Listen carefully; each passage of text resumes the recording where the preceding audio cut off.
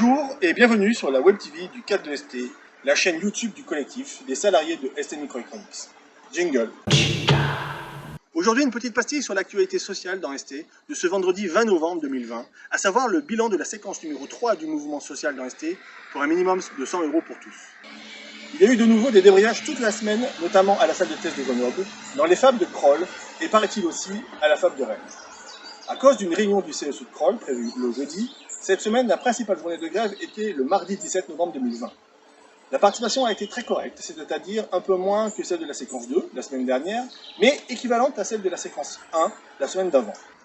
Un fait majeur est l'organisation de réunions d'information virtuelles sous Zoom, en particulier pour les télétravailleurs, et auxquelles beaucoup d'ingénieurs et cadres participent.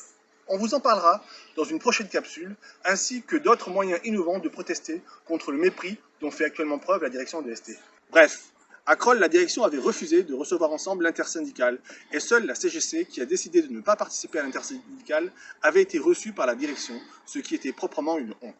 Jeudi matin, les élus du CAD, de la CFDT et de la CGT au CSE de Kroll ont mis la pression pour être eux aussi reçus ensemble et l'ont obtenu. Ils ont donc été reçus hier soir, ou après 2 heures de langue de bois. Tout le monde a bien compris que la direction de Kroll ne décidait de rien, que tout se décidait en national, c'est-à-dire finalement au-dessus de notre PDG et son board. Ce qui est un vrai problème vu que pour l'instant, Tour et Rousset ne se mobilisent pas. D'ailleurs, à ce propos, on a intercepté un message de la direction de Rousset à l'intention de notre PDG que je vous lis.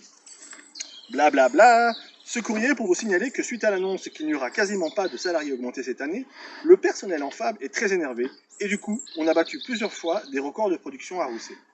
Nous pensons donc qu'il serait très profitable d'annoncer d'ores et déjà qu'on ne les augmentera pas non plus l'année prochaine, afin de les énerver encore plus et combattre encore plus de records de production. Ha ha ha, qu'est-ce qu'on rigole. Bon, ceci est évidemment une mauvaise plaisanterie. On démarre donc, avec la semaine qui vient, la séquence 4 du mouvement social ST, pour un minimum de 100 € pour tous. Le jeudi étant le jour idéal en ce qui concerne les rotations des équipes, l'appel de l'intersyndicale CAD CFDT CGT concerne principalement ce jeudi 26 novembre 2020.